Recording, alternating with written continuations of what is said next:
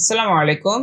Achieve education easily এর পক্ষ থেকে সকলকে জানাচ্ছি স্বাগতম। আশা করি তোমরা সবাই অনেক বেশি ভালো আছো। আলহামদুলিল্লাহ আমিও খুবই ভালো আছি। আজকে আমি আলোচনা করব ২০২৪ সালের ৮ম শ্রেণীর গণিত বইয়ের ৪র্থ অধ্যায় ক্ষুদ্র সঞ্চয় ভবিষ্যৎ গড়ি এর ৪ নং অঙ্কটি নিয়ে। এর আগের পর্বে আমরা ৩ নং নিয়ে আলোচনা করেছি এবং আমাদের বিগত দুইটি পর্বে আমরা ১ এবং ২ নিয়ে আলোচনা করেছি। তো তোমরা যারা সেইগুলোর সমাধান চাও তোমরা অবশ্যই আমাদের চ্যানেলের প্লেলিস্ট অপশন থেকে ঘুরে এই ভিডিওগুলো সংরক্ষণ করে নিতে পারো। তাছাড়া আমাদের এই ভিডিওর আই বাটনে ভিডিওগুলো পর্যায়ক্রমে দিয়ে দেওয়া আছে। তো ভিডিও শুরু করার আগে বলবো তোমরা অবশ্যই আমাদের অ্যাচিভ এডুকেশন ইজিলি ইউটিউব চ্যানেলটি সাবস্ক্রাইব করবে, আমাদের ফেসবুক পেজটি ফলো করবে এবং আমাদের অ্যাচিভ এডুকেশন ইজিলি গ্রুপে জয়েন হয়ে যাবে এবং সবগুলোর লিঙ্ক এই ভিডিওর ডেসক্রিপশন বক্সে দিয়ে দেওয়া আছে। তো দেখো আমাদের ৪ নং অঙ্কে আজকে বলা হয়েছে যে জনি ৫০,০০০ টাকা ব্যাংকে জমা রাখলো। অর্থাৎ জনি নামে একটি ছেলে, সে ৫০,০০০ টাকা ব্যাংকে জমা রেখেছে। মুনাফার হার ৭.৫% হলে কত বছরে জনি ৩ লক্ষ টাকা মুনাফা পাবে?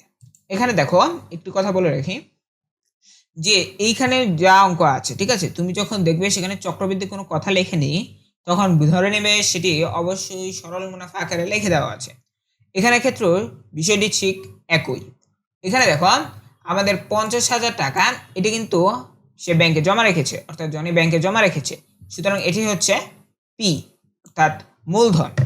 মূলধনকে আমরা পি দিয়ে প্রকাশ করি এবং তোমরা যারা এই বিষয়গুলো সম্পর্কে ক্লিয়ার নাও যে আমরা মূলধনকে কি দ্বারা প্রকাশ করি অথবা মূলধনের সূত্র কি অথবা সরল মুনাফার সূত্র কি, তোমরা অবশ্যই আমাদের চ্যানেলের প্লেলিস্ট অপশন থেকে আগের ভিডিওগুলো দেখে নিয়ে আসবে যেখানে আমরা এই বিষয় নিয়ে আলোচনা করেছি, তাহলে তোমরা বিষয়গুলো ক্লিয়ার হয়ে যাবে।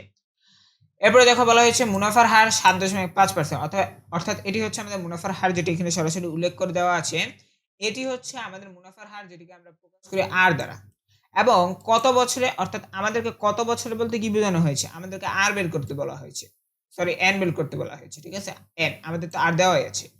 জনি ৩ লক্ষ টাকা মুনাফা পাবে, অর্থাৎ সে কত টাকা মুনাফা, এই কত বছরে এত টাকা মুনাফা পাবে, অর্থাৎ মুনাফা এখানে পাবে কত টাকা, ৩ লক্ষ টাকা।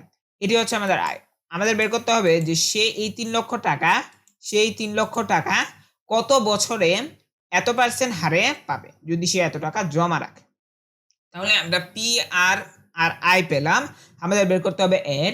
আমরা জানি যে সরল মুনাফার সূত্র হচ্ছে I equals to P R N, অর্থাৎ আমরা যদি I equals to P R N সূত্রটা ব্যবহার করি এবং এখান থেকে আমরা যদি পক্ষান্তরের মাধ্যমে এন এর সূত্রটা বের করে ফেলতে পারি, তাহলে কিন্তু আমাদের অঙ্কটি হয়ে যাচ্ছে। দেখো আমি কিন্তু এই কাজটি করেছি। এখানে দেওয়া আছে ৪, দেওয়া আছে জনের মূলধন পি ইকুয়ালস টু ৫০,০০০ টাকা, পি ইকুয়ালস টু ৫০,০০০ টাকা। অর্থাৎ এই জিনিসটা কিন্তু আমরা এখানে দেখেছিলাম যে এখানে ৫০,০০০ টাকার কথা উল্লেখ করা আছে। এটি হচ্ছে আমাদের মূলধন, তো আমরা এটা লিখলাম। এরপর মুনাফার হার আই ইকুয়ালস টু ৭.৫% সমান ৭.৫/১০০% সমান ০.০৭৫। অর্থাৎ এই জিনিসটা কিন্তু এখানে আমরা দেখেছি যে আমাদের মুনাফার হার হচ্ছে ৭.৫%। কিন্তু এটা কিভাবে আসলো সেটা যদি তোমাদেরকে একটু ক্লিয়ার করি, তোমরা চাইলে এটা ক্যালকুলেটর দিয়ে খুব সহজেই হিসাব করতে পারো অথবা হাতেও হিসাব করতে পারো, তবে হাতে হিসাব হচ্ছে যেহেতু তাড়াতাড়ি করতে হয়, তো আমরা জাস্ট এখানে লিখবো ৭.৫, আর এখানে আমাদের পার্সেন্টেজ চিহ্নটা পার্সেন্টেজ চিহ্ন দিলাম। এরপরে সমান দিলে আমাদের দেখো ০.০৭৫ একটা অপশন আসছে, এইটাই আমাদের লিখে দিতে হবে। এখন তোমাদেরকে যদি আমি একটু ওইভাবে দেখাই যে এটা আসলে নরমালি কিভাবে হয়েছে, তাহলে দেখো এখানে ৭.৫% আর এখানে হচ্ছে ৭.৫/১০০% সমান ০.০৭৫। তো আমরা যদি ৭.৫%, আমরা জানি যে পার্সেন্ট মানে কি, পার্সেন্ট মানে হচ্ছে কোনো সংখ্যাকে ১০০ দ্বারা ভাগ করা। তার মানে এখানে আমাদের যেটা দাঁড়ায় সেটা হচ্ছে ৭.৫/১০০, ঠিক কিনা? হ্যাঁ। এরপরে দেখো ৭.৫, এখানে এটা কি আকারে আছে, ভাগ আকারে হয়েছে। তো আমরা এটাকে ভাগ আকারে যেহেতু আছে তাই এটাকে আগেই আমরা এভাবে লিখে ফেলছি যে ৭.৫/১০০। এটা কেন করছি, কারণ হচ্ছে যদি আমরা এইখানে ৭.৫ কে ভাঙি তাহলে কিন্তু একটা ঝামেলা হবে, তখন বুঝতে অসুবিধা হবে।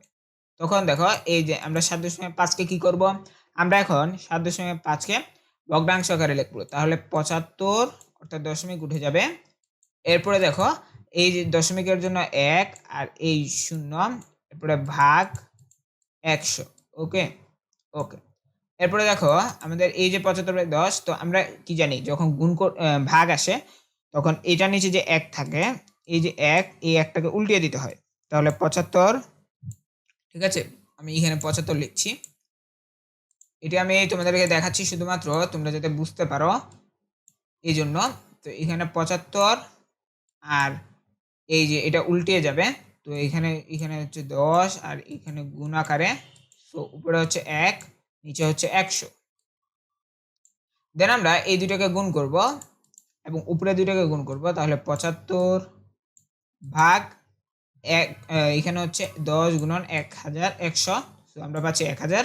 এবং এটাকে যদি আমরা দশমিক রূপ বের করি, তাহলে দেখো আমরা যদি 75 ভাগ 100 দিই, 1000 দিই, তাহলে দেখো আমাদের মান বের হচ্ছে 0.0075, তাহলে 0.075। এটা কিন্তু আমরা আমাদের এখানে পেয়েছি, অর্থাৎ ক্যালকুলেটরের মাধ্যমে।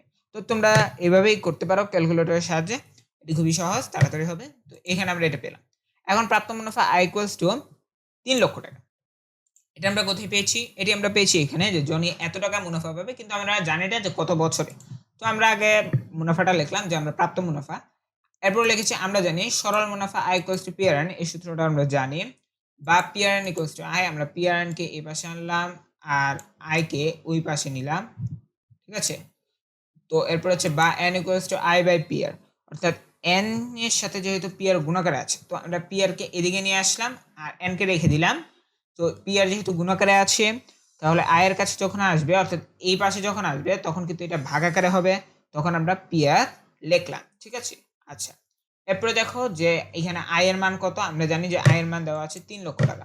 এখানে যে পি আর এন এগুলো কিভাবে এসেছে, এগুলো এসেছে মূলধন, মুনাফার হার, প্রাপ্ত মুনাফা, এগুলোর প্রতীক, আর এন হচ্ছে সময়কালের প্রতীক।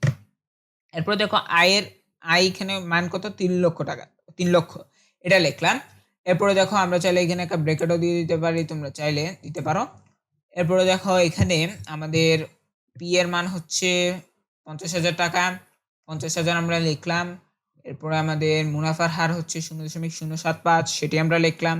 এরপরে দুটোকে আমরা গুণ করলাম, ঠিক আছে। এটা আমরা ক্যালকুলেটরের মাধ্যমে করতে পারি। প্রথমে আমরা কি করব, প্রথমে আমরা এই দুটোকে গুণ করব, 50,000 গুণন 0.075, এটা পাইলাম। এরপর আমরা এখানে লিখছি হচ্ছে 3 লক্ষ, 3 লক্ষ, এখানে হচ্ছে 3 লক্ষ, আমাদের ওই যে আগের আনসারটা সেটা আমরা লিখলাম 80 পাচ্ছি, ঠিক আছে। তো আমাদের এটা হচ্ছে 80 বছর, ঠিক আছে। তো আমাদের এনটা কত বের হলো, এখানে বছর লেখার কারণ হচ্ছে আমরা এন বের করছি, ঠিক আছে। তো আমরা 80 বছর, এখানে আমরা কি পেলাম, যে আমাদের কত বছর সেটা বের করতে হবে। তো আমরা এখানে লিখলাম যে আমরা 80 বছর। সুতরাং জনে 80 বছরে মুনাফা, সরি, এখানে 3,000 টাকা মুনাফা পাবে। এখানে একটা মিস্টেক হয়েছে, জনে 80 বছরে 3,000 টাকা মুনাফা পাবে, অর্থাৎ মুনাফা লেখাটা কোন দিকে যাবে, 3,000 টাকার পরে দেবে, 3,000 টাকা মুনাফা পাবে, অর্থাৎ এটি কোথায় যাবে, এটি যাবে হচ্ছে মুনাফা লেখাটা যাবে টাকার পরে, ঠিক আছে, টাকার পরে। আমি একটু টাইপিং মিস্টেক হয়েছে, তোমরা লিখবে যে জনে 80 বছরে 3,000 টাকা মুনাফা পাবে, অর্থাৎ মুনাফাটা টাকার পরে যাবে, ঠিক আছে। তো আমরা এইভাবে অঙ্কটি করলাম, এইভাবে করলেও হবে, আবার না করলেও অন্যভাবে করলেও হবে, কিন্তু উত্তর যাতে এটাই আসে সেই দিকে খেয়াল রাখতে হবে। তো দেখো আমাদের আজকের পর্বে আমরা এটি নিয়ে আলোচনা করলাম, পরবর্তী পর্বে আমরা 5 নংটি নিয়ে আলোচনা করব। তো তোমরা অবশ্যই আমাদের অ্যাচিভ এডুকেশন ইজিলি ইউটিউব চ্যানেলটি সাবস্ক্রাইব করবে, আমাদের ফেসবুক পেজটি ফলো করবে এবং আমাদের অ্যাচিভ এডুকেশন ইজিলি গ্রুপে জয়েন হয়ে যাবে, এবং সবগুলোর লিংক এই ভিডিও ডেসক্রিপশন বক্সে দেওয়া আছে। তো পরবর্তী পর্বে